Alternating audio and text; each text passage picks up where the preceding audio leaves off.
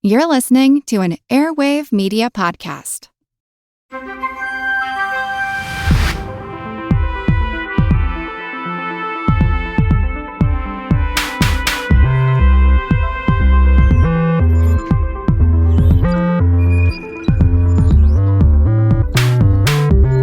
Welcome to Unbiased Science, where we bring scientific method to the madness. We're your hosts, Dr. Steier and Dr. Sarah Scheinman. And today we are joined by such a special guest. I'm freaking out a little bit right now. I feel like we're really chatting with a celebrity. Dr. Caitlin Rivers, who specializes in outbreak science. My goodness, is this a very timely and hot topic? So we're going to get into it. Lots of outbreaks, pandemics, all kinds of things that we'll touch upon. But before we do, we have a little bit of an icebreaker. So here's the question for all. What did you think you were going to be, or what did you want to be when you were a child? Well, after I got past the singer/actress phase that I think all small children go through, I landed on medical doctor, which I think precedes epidemiology for a lot of people who end up in public health.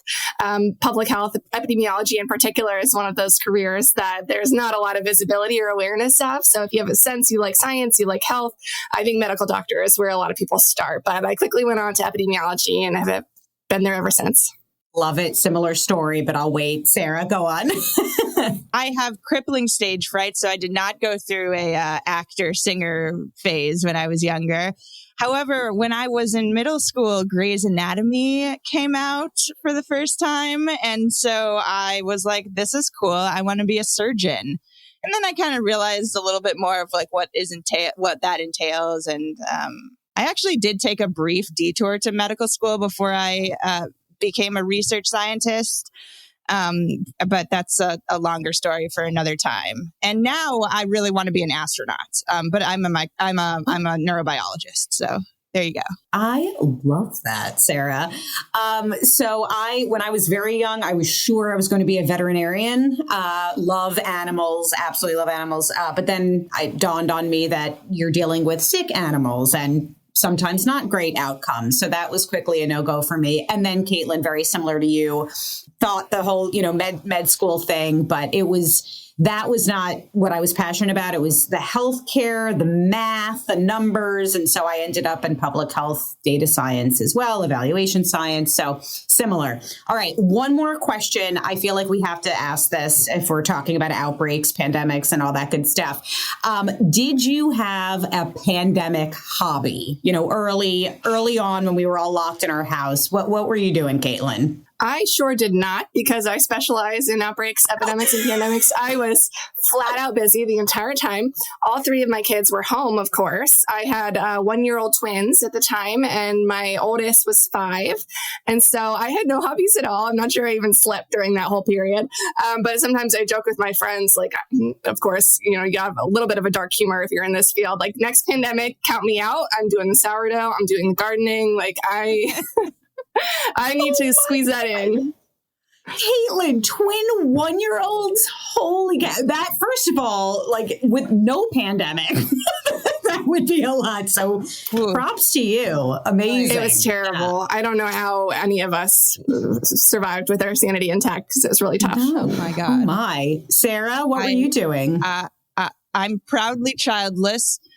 But I was actually in graduate school during the pandemic. So naturally, I had that going on and took on about a dozen new hobbies, including lock picking, yoga, tabletop role-playing games. I got into a lot of new video games, the Zelda Breath of the Wild series, if anyone's into that. Played many an hour of that, watched every single one of the Marvel movies and Star Wars movies in order with some of my friends who I was living with at the time. my roommates. And I don't want to say I had a very productive quarantine, but I got a lot done. Okay, so just a little different than Caitlin's experience. Well, and so I did some of the sourdough, some of the baking, some of that, a lot of virtual cooking classes. But I was telling Sarah another thing that I did. So my husband's an ER doc, and so we were sure. I mean, there was a point where we were sure that he was going to get very sick, if and potentially die and bring it home. And we always joke, like, my immune system's crap. Like, I'd be the first one gone.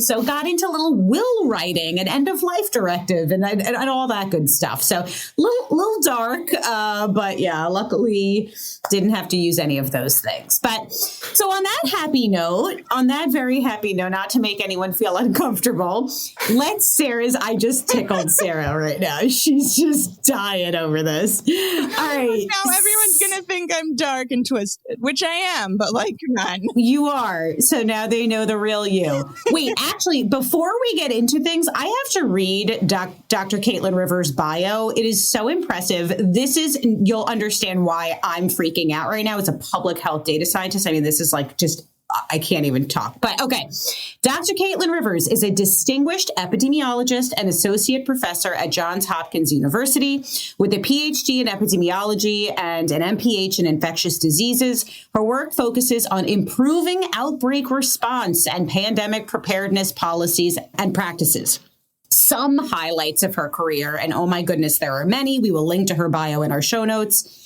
Helping to found the Center for Forecasting and Outbreak Analytics at the Centers for Disease Control and Prevention. I have so many questions. Multiple roles in the federal government, bringing her expertise to national level decision making. And she's a prolific writer, contributing to major publications such as the New York Times, Washington Post, Wall Street Journal, USA Today, and Nature.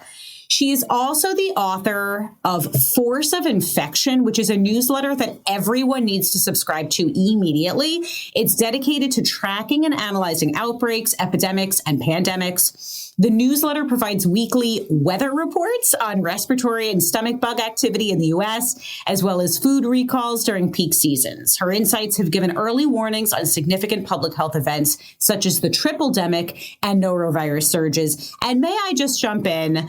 If you're looking at the video and you notice that my color is a little off, it's because I may actually have norovirus right now. And I spent all morning in the bathroom not feeling so hot. So it's the irony. Yeah. Anyway, who knows? Norovirus, not sure. Something's going on.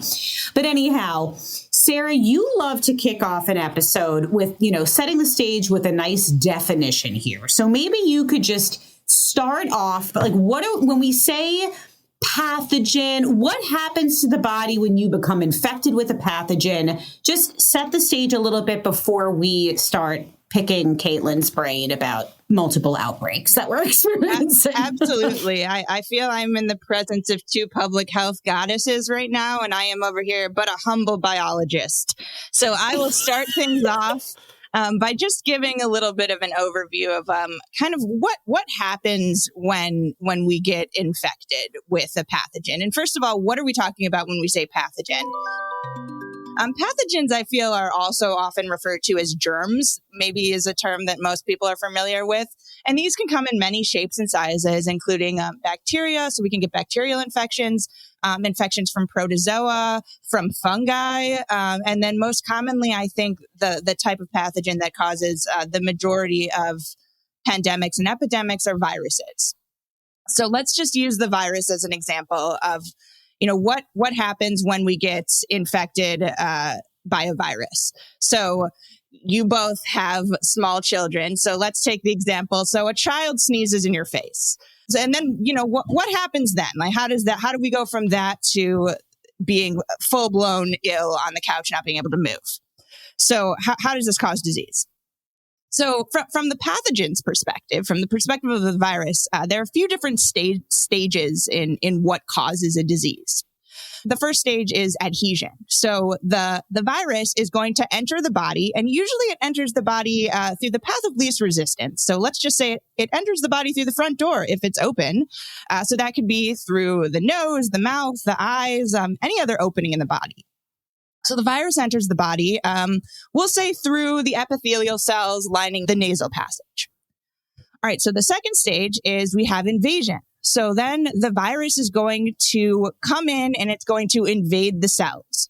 And how I like to think about it is kind of if you get a virus on your computer, and you open up a suspicious looking email, which you should never do, but say you do that, and it hijacks the machinery of your computer, and it just takes over the entire machine. So that's kind of what's happening in the invasion stage. The pathogen is going to come in and it's going to take over your cells. And shortly following that, we have infection. And this is what happens when the virus and the pathogen is going to multiply and infect other neighboring cells.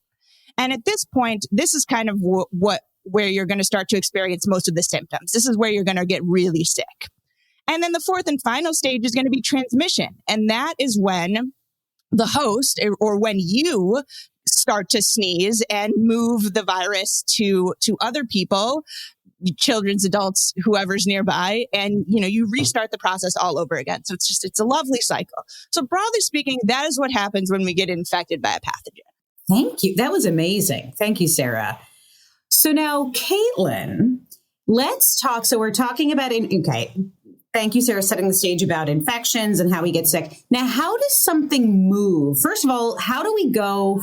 How do we even start an outbreak? And then how does that outbreak then turn into an epidemic and then a pandemic? Can you take us through that evolution? Sure. So an outbreak starts when someone becomes infected. For many pathogens with pandemic potential, that original virus jumps from animals to humans. These are known as zoonotic pathogens. Once a human becomes infected, if they are capable of replicating that virus and transmitting to others, then quickly a small outbreak of a single person can grow to an outbreak that affects a household or a community.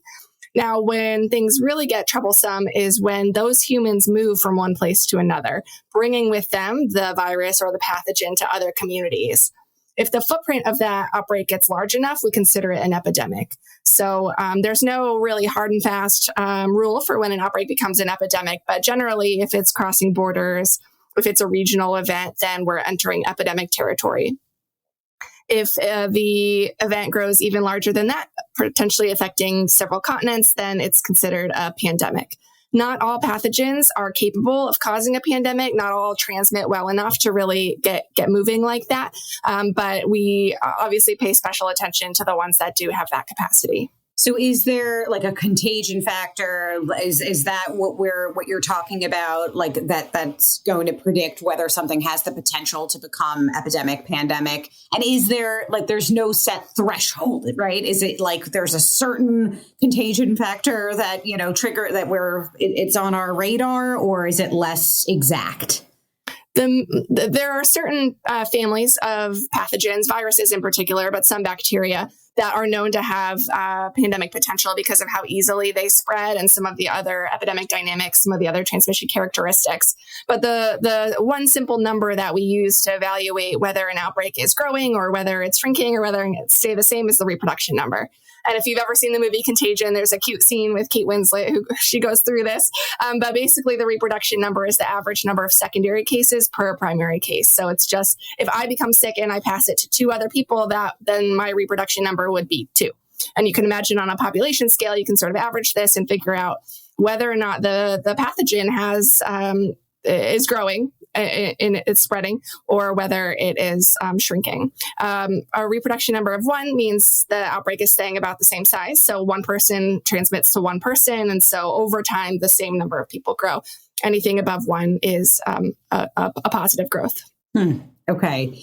And now for COVID, I know I'm sort of jumping the gun, I'm getting specific, or for SARS-CoV-2, has that number changed over time? Was it initially more infectious and now it's less? Can you talk about that virus specifically? The reproduction number is always changing based on the human population and the environment. For example, you can imagine that cities have more potential for a high reproduction number than very rural areas because there's more people to get infected. Early in the pandemic, there was nobody with immunity. The entire world was susceptible. And so the reproduction number of the virus was on the higher end. It's funny. I used to be able to tell you second by second what the reproduction number was at that time, but it's left me a little bit. But as more and more people became infected and eventually vaccinated, the number of people available to become infected fell. And so the reproduction number fell. Now, with SARS-CoV-2 specifically, there's a wrinkle, which is that we keep getting new variants. And some of those variants are more transmissible than previous variants. For example, the original SARS-CoV-2 that emerged in 2019 and 2020 was not as transmissible as some of the variants that we see now. And so that is why the reproduction number went up with some of those variants and then fell again over time. It's fluctuating. And Sarah, you were talking about that, I think, on our episode recently on the different vaccines, about the mutations and the different variants, and how it's not surprising that these newer variants are more infectious, right? It's not like the viruses have a brain, but they're evolving to be more infectious. Exactly. It all comes down to the evolution of the virus itself. And I mean, that it's going to take the variants that can replicate and infect more hosts are going to be more opportunistic. They are therefore going to become more prevalent. So it does make sense that the variants that we see that are most common in the population are the ones that are most easily transmissible. Well, that's like when I see these headlines that are new variant and it's the most contagious and most infectious one. It's like, hello. This shouldn't be all that surprising. Duh. So, Caitlin, there's another term that we hear a lot, and that's endemic. So when does something become endemic? And then I have a follow-up question that you may or may not be able to predict, is sort of the $1 million question. So let's talk about endemicity, please. Endemic just means that a pathogen circulates regularly. It's not going away. It may be seasonal. So flu, for example, is endemic, but we really only experience flu at any significant levels in the winter. But we do see it year over year, and so that makes it endemic. Now, I feel like I know what your question is going to be. Early in the pandemic, there was hope probably captures it best, that we would be able to bring SARS-CoV-2 under control such that it does not become endemic. Based on what we know now about SARS-CoV-2, that's very improbable because it spreads very easily. It has a lot of animal hosts. And so there's no way that we would be able to stop transmission entirely.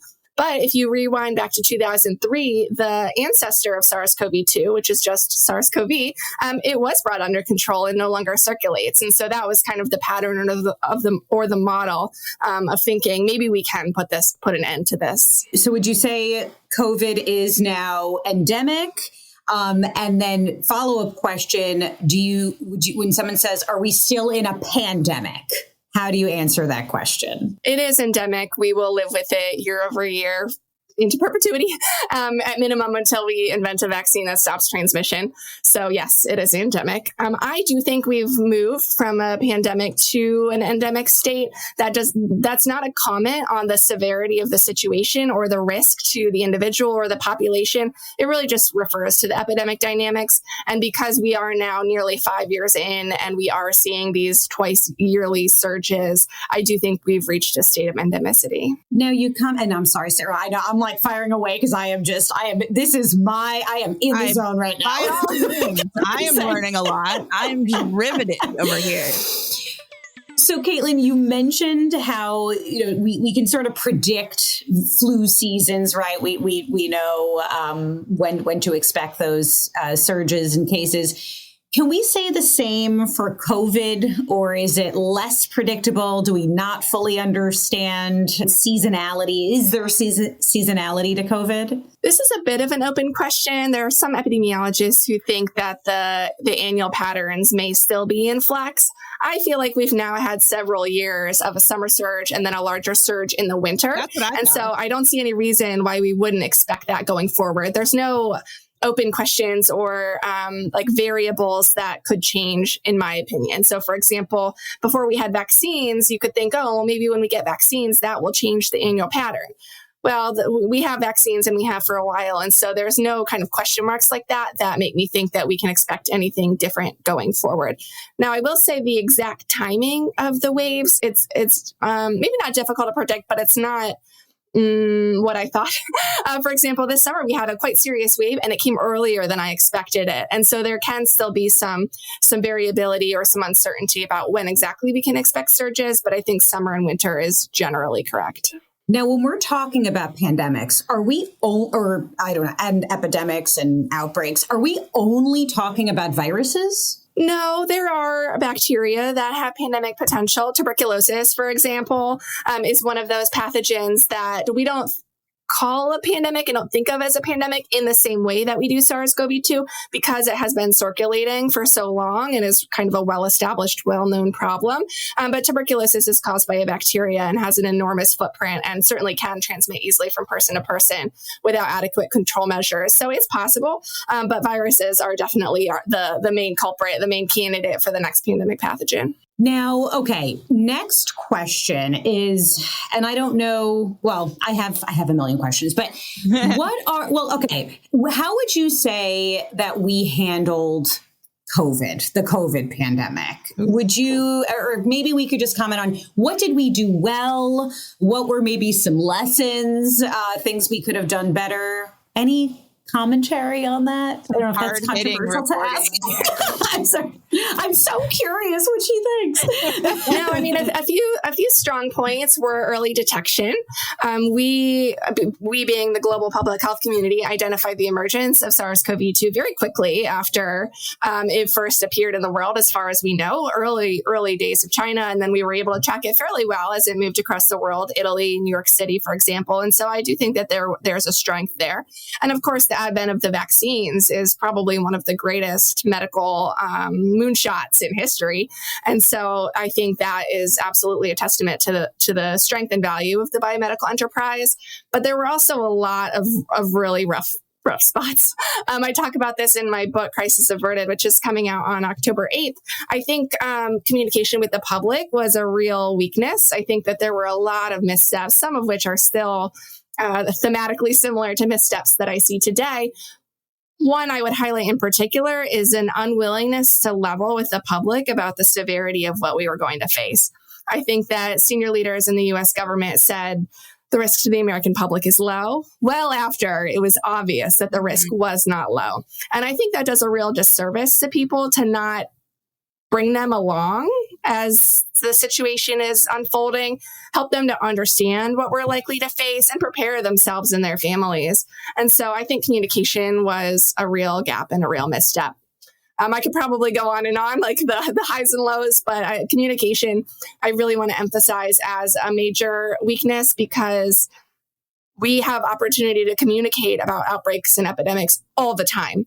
And so when you're approaching the question of what do we say to the public, how do we say it, when do we say it, I think with the wrong attitude, that is a mistake that we continue to make. 1,000%. And I don't know, as a science communicator, I'm constantly dealing with people saying or not understanding. I don't know. It's a combination of not understanding the scientific process and how viruses evolve and change and how, yes, we are in a very different place than we were in March of 2020. But also there were failures of communication. I'm in total agreement. But a big thing that comes up is, masking, how, you changed your tune about how we didn't need to mask, then we did need to mask. And now people don't know whether they should or shouldn't be masking and all this. And I like to tell them, I mean, this was a novel virus. We didn't fully understand, all the different aspects of how it was transmitted and how lethal and all that good stuff. To the point of the failure of communication, I think one of the things that was so scary to the public about the COVID pandemic in particular, with regards to the lack of communication, was because for a lot of people, this was the first time that they were experiencing the scientific process in real time. And one of the things that I love the most about science is that it's constantly in flux and that there oftentimes is not a very clear right and wrong answer. It's really not binary, which is a very common misconception about science. A lot of people think, it's fact-based. Well, to an extent it is. But I mean, if you reach a certain level of science, it's very much in flux. It's a dynamic process. It's always changing. And what's right on one day might be called into question the next with the advent of additional data.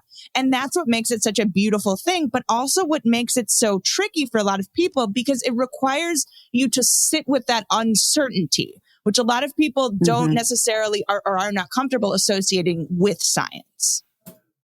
Well, I think science communicators or public health communicators at least put a lot of pressure on themselves to give the one forever answer. And I think that the way to navigate the changing science and the uncertainty with the need to communicate something to the public is to explain. I do think that although I agree that it's hard to sit with uncertainty, I think there's a lot of ways that people already have a familiarity with the uncertainties of science, and it may be specific to that domain, but I think it's transferable. And one that comes to mind for me is storm forecasting. Meteorologists start talking about hurricanes before they're even formed.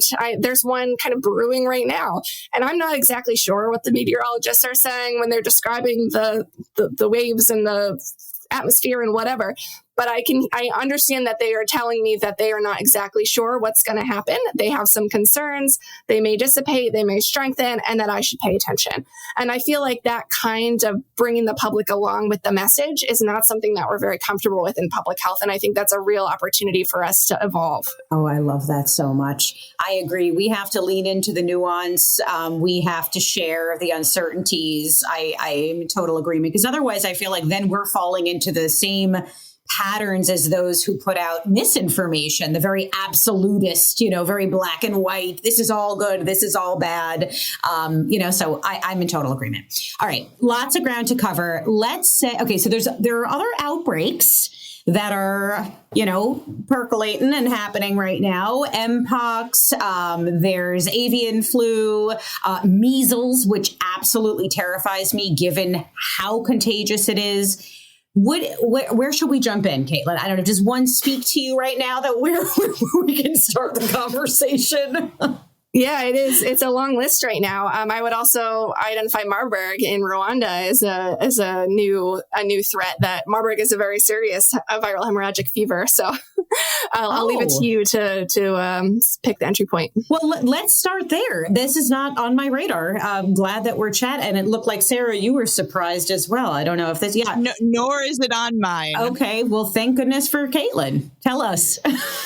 Marburg is a viral hemorrhagic fever. It is a relative of Ebola, but unlike Ebola virus disease, there is no vaccine for Marburg.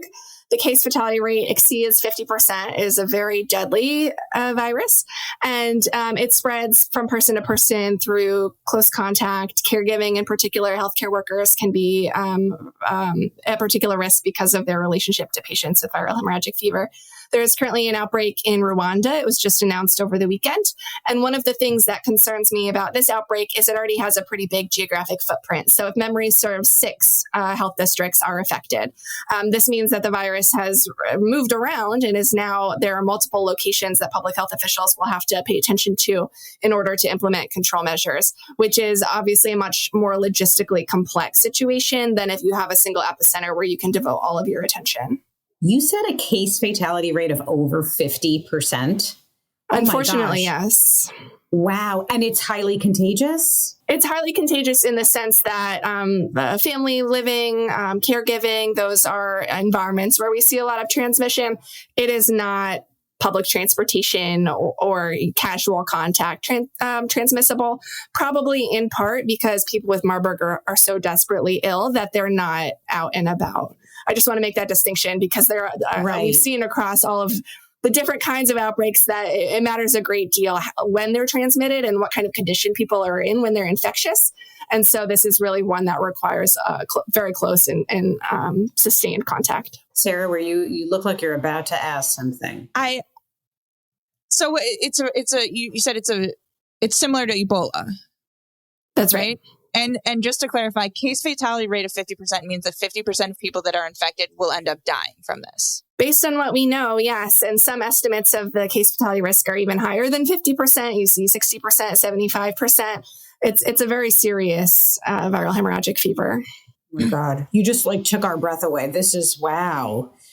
Okay, so this is on the radar in a very real way.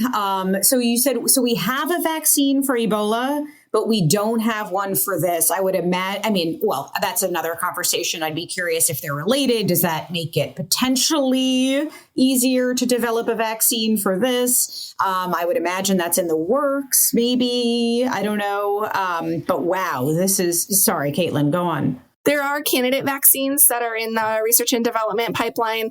I don't know if any of them are ready to field. I hope so because, first of all, because of the potential for them to offer protection, although, of course, we don't know until we finish trials. Mm-hmm. But also, outbreaks are important opportunities to test candidate vaccines so that during the next outbreak, you have a product available.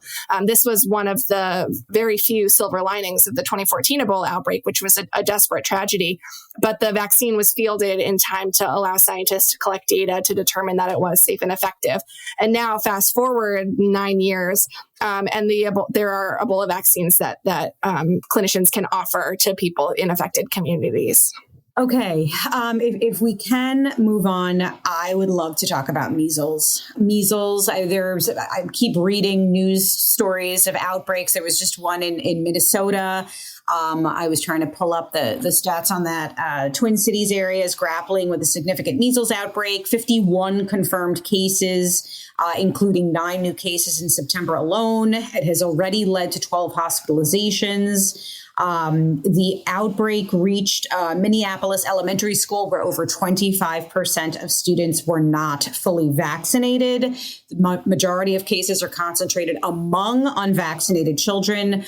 There is a particular community, the Somali community, that was hit quite hard with 24 cases occurring in children age 1 to 5. I mean, I could go on, but measles is it the most highly contagious?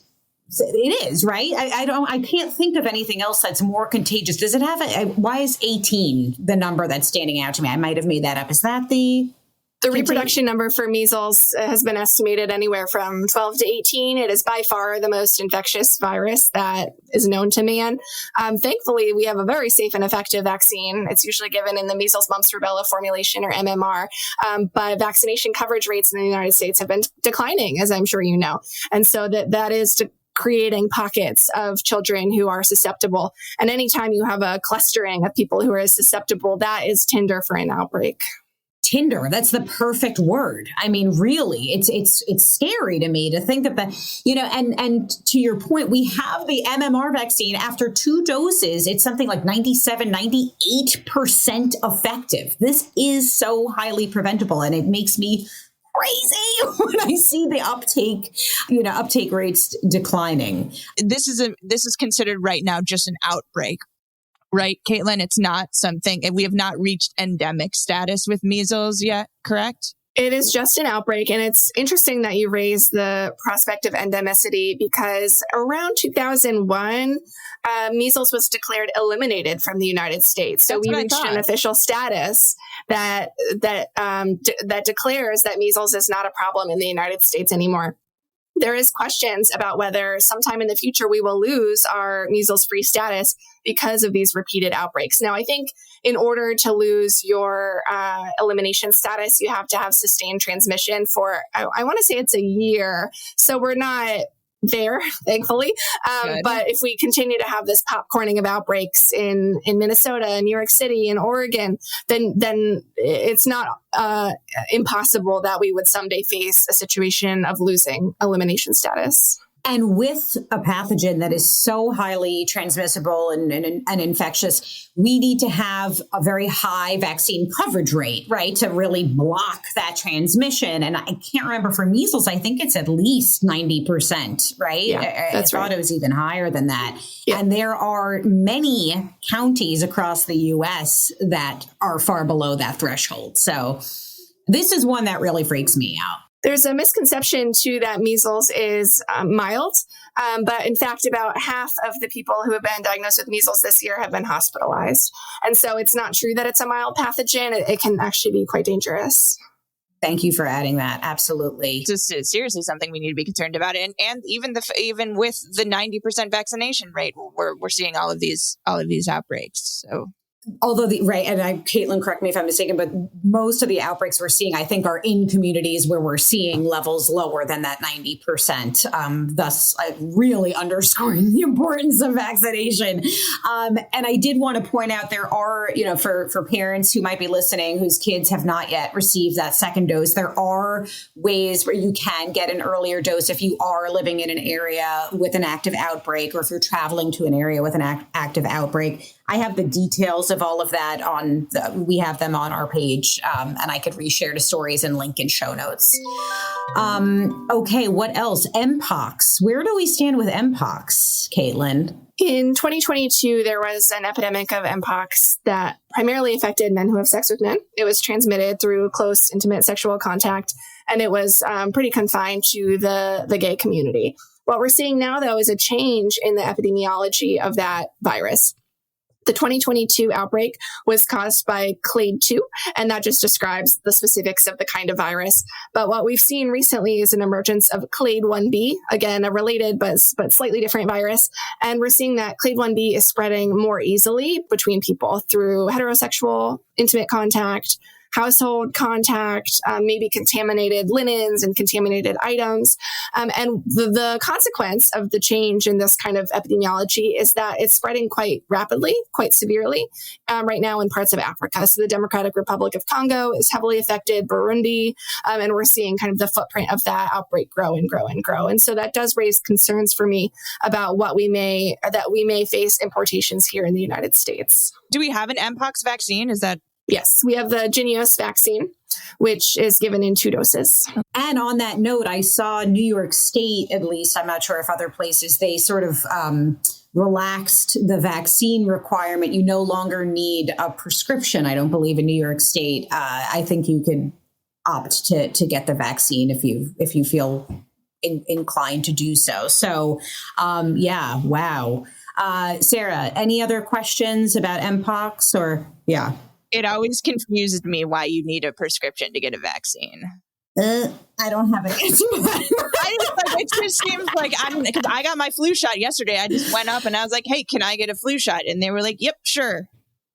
That seems to me that should be how easy it should be. I think for Mpox, it was because previously it was really a very specific population that was getting the vaccine, and so you had to sort of be deemed high risk. I'm not sure if it was potentially due, and I'm sorry that I don't know this, but due to a limited supply potentially of vaccines, and that were sort of being limited to high risk populations. That might be a consideration here. And I don't know if you know offhand, Caitlin, but that would be my sense. Yeah. The vaccine was and is available to men who have sex with men, sex workers, other people with specific exposures or specific risk factors. But just recently, CDC did expand the recommendation to allow people who are traveling to DRC or other affected areas to receive the Jynneos vaccine. So you're right. It has to do, I think, with the risk factors of who's at risk. Yeah.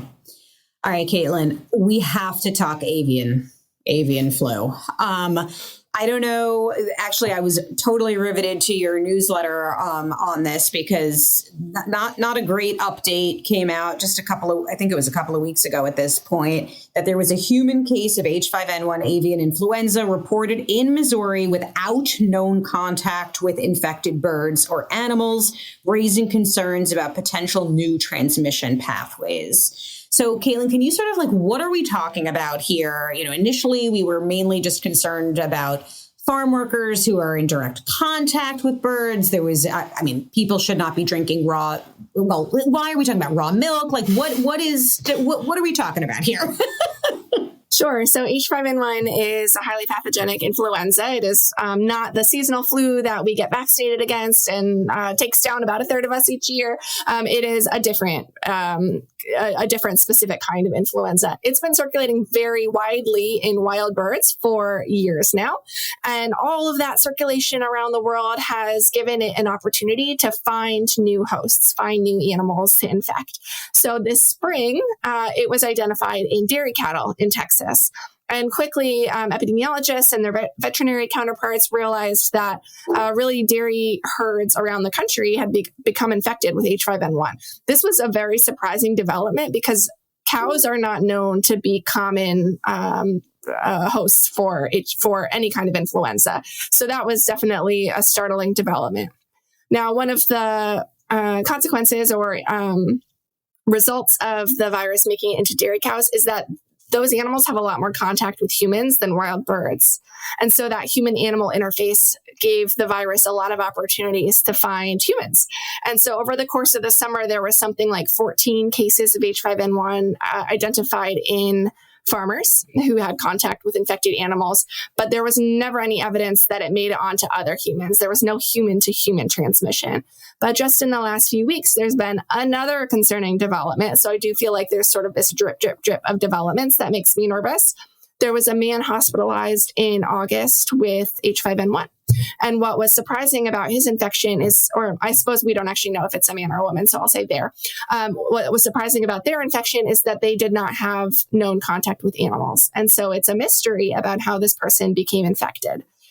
Again, with the drip of concerning developments, what's emerged since the identification of that original illness, there are now 1 household contact and 6 healthcare workers who developed symptoms after contact with this infected person.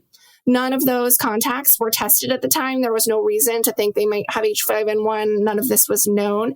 And so a lot of testing is being done to understand whether or not those people had H5N1, which would be highly concerning, or whether they had COVID or some other respiratory illness. So we still do not have any firm evidence of human-to-human transmission, but this one mysterious case and then the 7 possible cases does raise the specter of human-to-human transmission.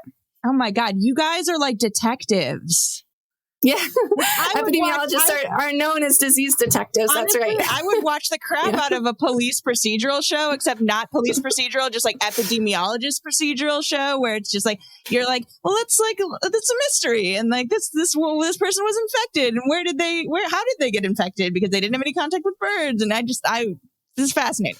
So cool. It's very much detective work, and it's very urgent, right? Because the longer it takes you to discover what's going on here, what the situation is, the more opportunity the virus has to creep away undetected and kind of make its way into a more concerning situation. And so urgency is absolutely a priority. Yeah, America loves true crime. So like, what about true epidemiology? Ooh. Okay, you heard it here first. Love it. Well, Detective Rivers, how nervous are you? And I mean, I know it's hard to say, and we steer clear of fear-mongering on the pod, but, as an epidemiologist, where does this fall on your radar? Like, is this something that is very concerning? I don't know. Can you comment at all on how you're feeling about this particular outbreak? I am concerned. Pandemic influenza has always been identified as one of the possible big ones. A different kind of influenza, H1N1, was responsible for the 1918 pandemic, which of course was not the model, that's not the right word, but was sort of the nearest analogy to what we experienced in COVID-19. And ever since then, and several kind of epidemics or pandemics since, epidemiologists have known influenza has pandemic potential and could be a very serious. So I'm worried about it for that reason. And I'm also worried about it because it does seem to be creeping closer. It was in wild birds, and then it's in dairy cattle, and now there's this mysterious cluster in Missouri. Again, none of this it's not clear cut. It's not to say that this is going to be the next big one. But one of the perspectives that's been important to me as I've watched this evolve is that we don't need to call the ball, right? We don't need to accurately predict whether it will or it won't, because our job as public health professionals is to be ready and to prepare. And I think that there's enough going on here that we really do need to put a lot of resources into preparing for a possible flu pandemic and for being prepared to mitigate the consequences just in case.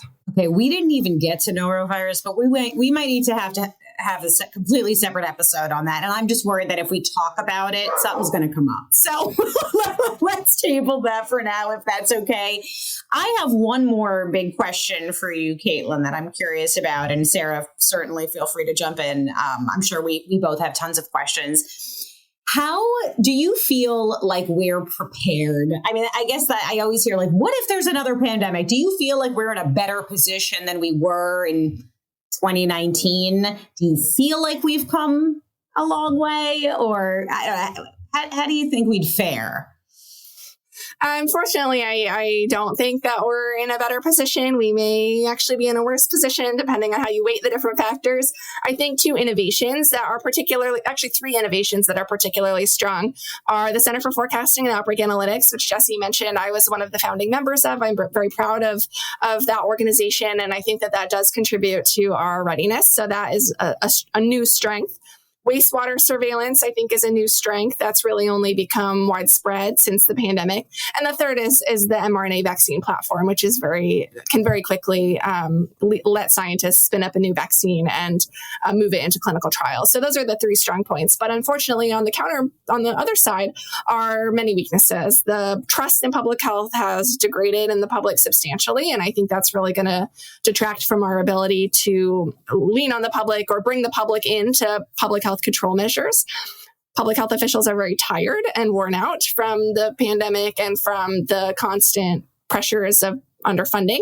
And so that is a big negative. And I think those two things alone are very substantially degrading our ability to respond. And one other point, actually, state legislatures have been very aggressively rolling back authorities from their public health departments. And so our legal ability to respond to outbreaks is also degraded. And then I also think about our, frontline responders, again, just bringing up my husband who's an ER doc. I mean, they're burnt out, dealing with a public that is also burnt out. And I feel like more divided than ever, riddled with misinformation. I mean, the fact that when you look at the thing that just blows my mind, I just remember early in 2020, we were all united for a time there in this fear against this unknown virus, right? Just a little short little sliver of time.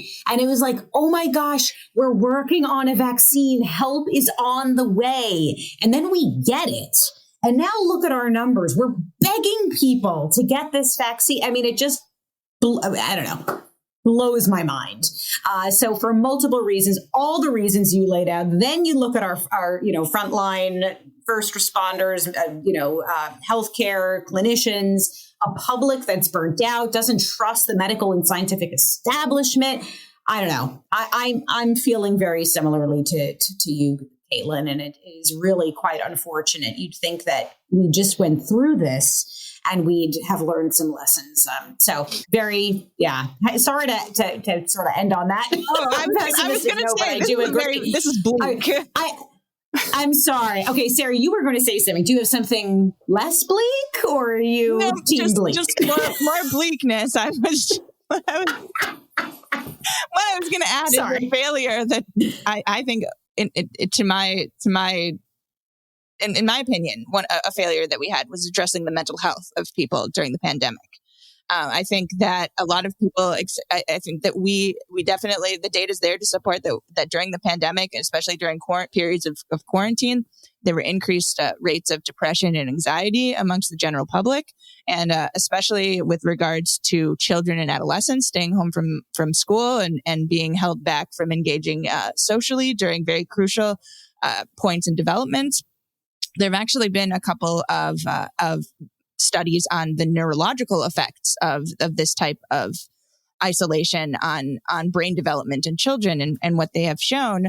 Specifically, there was a study in the Journal of Scientific Reports looking specifically at pandemic-related social restrictions, and found that in young teenagers aged 9 to 13, I believe, this type of isolation was associated with structural changes in social brain regions and stress-related brain regions, including like abnormal developmental patterns, which is just to say that I think that this type of thing needs to be addressed for future pandemics, and we need to sort of have a better game plan of not only how to address the disease, but also the ramifications to those who are just trying to be aware and quarantine and be safe as well. Wow, team. That was, that was bleak. Caitlin, we cannot thank you enough for joining us today. Can you let folks know where we can follow how we can sign up to your Substack, which we'll link to our show notes, and just tell us about your book and where we can find it? Sure. I have a new book coming out being published by Viking on October 8th. It's called Crisis Averted, and it's a look at the hidden science of fighting outbreaks, very much in line with what we are talking about today. You can also find my Substack, Force of Infection, on Substack. Awesome. We will link to all the things, Caitlin. I mean, just thank you for all the work that you're doing. I feel like public health is such thankless work happening behind the scenes. And Sarah is newfound just love and appreciation for epidemiology. 100%. 100%. Disease detectives. Yes. Excellent. Well, thank you for having me. Thank you so much, Caitlin. And thank you all for tuning in. Thank you for your support. Of course, we have our own Substack. You can link to that. Follow along on all of our socials. Subscribe. Leave us a review. Sarah, that was short and sweet, but take us home. All right, guys. I certainly learned a thing or two, and I hope that you did as well. Please join us next week on your trusted source for no nonsense, just science.